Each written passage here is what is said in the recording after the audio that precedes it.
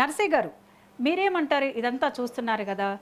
నిన్న బాల్క సుమన్ 2 పాయింట్లు కూడా రైజ్ చేశారండి. అంటే బీఆర్ఎస్ ప్రభుత్వం అధికారంలో ఉన్నప్పుడు 19,000 సింగరేణిలో ఉద్యోగం ఇచ్చింది. మీ ప్రభుత్వం ఎంతమందికి ఉద్యోగం ఇచ్చిందని కూడా ఆయన క్వెషన్ చేశారు. నెక్స్ట్ ఇంకొకటొచ్చి దగ్గర దగ్గర 40 లక్షల బొగ్గు మాయమైపోయిందని కూడా అన్నారు. ఇది వాస్తవమేనా? లక్షలు వాయిస్ వాయిస్ క్లియర్ ఉందండి? ఉందండి. హలో, వినిపిస్తుంది. విద్య గారు ముందుగా మీకు ప్యానెల్లో ఉన్న పెద్దలకు వ్యూవర్స్కు నమస్కారం.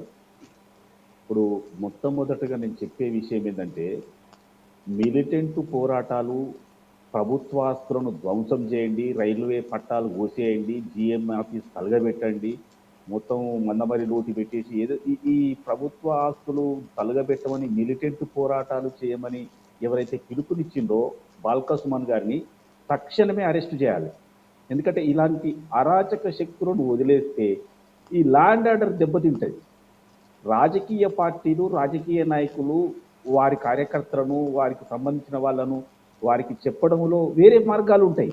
అంతేగాని మీరు డైరెక్ట్ తగులబెట్టేసేయండి, పట్టాలు ఊసేయండి, డబ్బులు అయ్యే వస్తాయి, జైలుకు పోయి రండి, అది మెడల్గా స్వీకరించండి అనే ఇలాంటి విధానం ఇప్పటి వరకు ఎవరు కూడా, ఒక మిలిటెంట్లు తప్ప, ఒక మావోయిస్టులు, టెర్రరిస్టులు మాట్లాడినటువంటి భాష తప్ప ఏ ఒక్క రాజకీయ నాయకుడు కూడా ఇప్పటి వరకు మాట్లాడలేదు.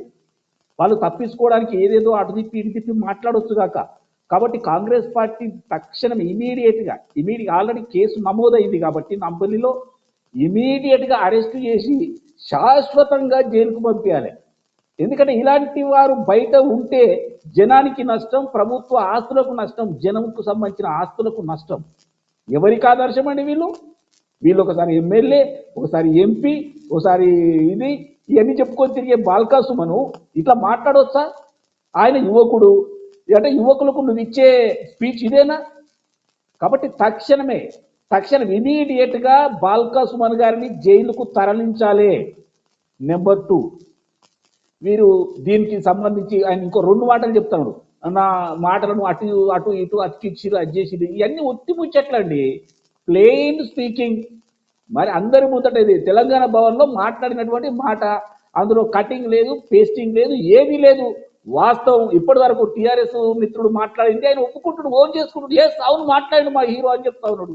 ఇక ఇంతకంటే ఏం కావాలండి? కాబట్టి ల్యాండ్ ఆర్డర్ సరిగా ఉండాలన్నా, ప్రజలు సరి అయిన దిశలో పని చేసుకోవాలన్నా ఇలాంటి మిలిటెంట్ నాయకులను తక్షణమే అరెస్ట్ చేయాలి. నెంబర్ 2 ఏంటంటే, వారు నిన్న హరీష్ రావు గారు మాట్లాడారు. 1600 కోట్ల రూపాయలకు సంబంధించి 40 లక్షల టన్నులకు సంబంధించి బొగ్గు మాయమైందంటే అసలు హరీష్ రావు గారు అప్డేట్ అయిందా అని అడుగుతున్నాను నేను. హరీష్ రావు గారు నిన్నట్టున్న ఈ మే 25వ తారీఖు వరకు అన్నిటిలో సింగరేణిలో ఉన్నటువంటి స్టాకు 29 లక్షల టన్నులు, మరి 40 టన్నులు అని చెప్తా ఉన్నారు.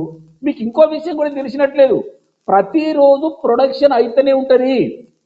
ఎంత ప్రొడక్షన్ అయింది, ఎంత అమ్ముడు పోయింది, ఎంత స్టాక్ ఉంది, ఏ గంటకు ఎంత ఉత్పత్తి అయింది అనేది మినిట్ టు మినిట్ రికార్డులు ఉంటాయి. హరీష్ రావు గారు, మీరు డిప్యూటీ ఫ్లోర్ లీడర్గా ఉండి ఇలాంటి అనవసరమైన మాటలు మాట్లాడి ప్రజలను కన్ఫ్యూజ్ చేయొద్దు.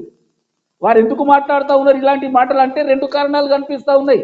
నెంబర్ 1 ఏంటంటే, కేంద్ర ప్రభుత్వము నిన్న ఏం చేసింది, ఆల్రెడీ పర్మిషన్ ఇచ్చింది.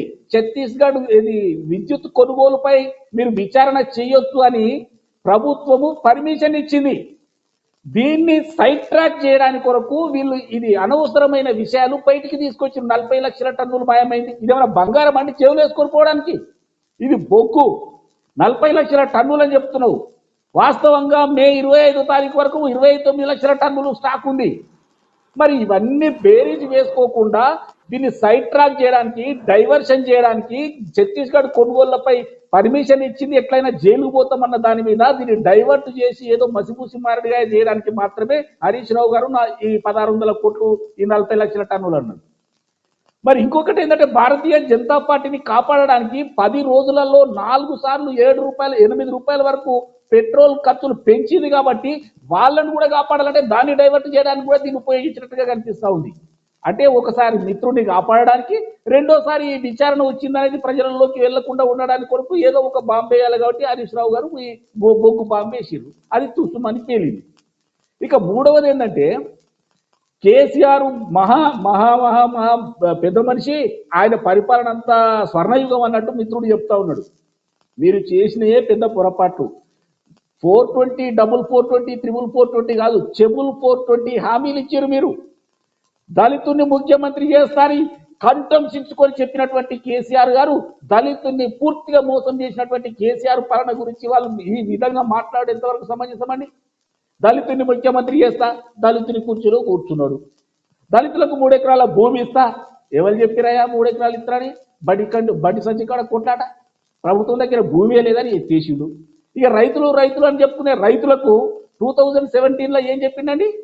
ఇక్కడ ఖర్చు అయ్యేటువంటి 26 లక్షల మెట్రిక్ టన్నుల పొటాషియం యూరియా మొత్తం ఫ్రీగా ఇస్తా అని ప్రకటించి చప్పట్లు కొట్టించుకున్నటువంటి కేసీఆర్ గారు ఒక బస్తా యూరియా కూడా ఫ్రీగా ఇచ్చిన దాఖలాలు లేవు, రైతులను ముంచేసిండు. మరి ఏ వర్గానికి ఈయన బాగు చేసినండి? ఎవరికి కూడా బీసీ, ఎస్సీ, ఎస్టీ ఎవరిని కూడా బాగు చేయలే. బీసీ బంద్ అన్నారు, గుండు సున్న పెట్టిండు. ఎస్టీ బంద్ అన్నారు, గుండు సున్న పెట్టిండు. ఓసీ బంద్ అన్నారు, ఓసీలకు బంద్ లేదు, ఏమి లేదు, అమృతమే సున్నా. ఎస్సీలకు ఎక్కడో ఒక దగ్గరే ఒక 20,686 కుటుంబాలకు ఏదో ఇచ్చినట్టుండి ఎన్నికల ముందట. మరి ఇన్ని తప్పులు చేసి ఒక్కటి కూడా కరెక్ట్ చేయకుండా మొత్తం ప్రజలను ఏమార్చినటువంటి కేసీఆర్ పాలన గొప్ప పాలన ఎట్లయితుందండి? ప్రపంచంలో నాకు తెలిసి ఏ ముఖ్యమంత్రి కూడా ఫామ్ హౌస్ లో పండుకొని పరిపాలన చేయలేదు. ఇవే ఫామ్ హౌస్ కు పొయ్యి రావడానికి ఎంత ఖర్చు అయిందో తీర్మానం మల్లన్న ఆర్టీఐ కింద లెక్కలు చెప్పిండు. మరి ఇలాంటి పెద్ద మనిషిని మనం ఏమైనా నెత్తిలో పెట్టుకుంటాం? ఇలాంటి పెద్ద మనిషి పార్టీలో ఇలాంటి బాల్క సుమన్ మిలిటెంట్ రాజకీయ నాయకులను ఆయన కనీసం కంట్రోల్ చేయకపోతే ఏమనుకుంటాం? కాబట్టి ప్రజలు పిచ్చోళ్ళు గారు మిత్రమా, ప్రజలు చూస్తా ఉన్నారు. మిలిటెంట్ పోరాటాలకు కాలం చెల్లింది, మిలిటెంట్ పోరాటాలకు కాలం చెల్లింది. మావోయిస్టులే పిచ్చన ఎత్తేసిండ్రు బాల్క సుమన్ ఎంత వాళ్ళ ముందట. కాబట్టి బాల్క సుమన్ ఇప్పటికైనా నీ నోరు కంట్రోల్లో పెట్టుకో. లేదు అనంటే మిలిటెంట్ పోరాటాలు వాడిని గాలబెడతా, వీడిని గాలబెడతా, అట్లా గాలబెడితే పైసలు వస్తాయని కనుక నువ్వు ఇట్లా ప్రచారం చేస్తే నువ్వు జైలుకు పోక తప్పదని మాత్రం నేను హెచ్చరిస్తా ఉన్నా.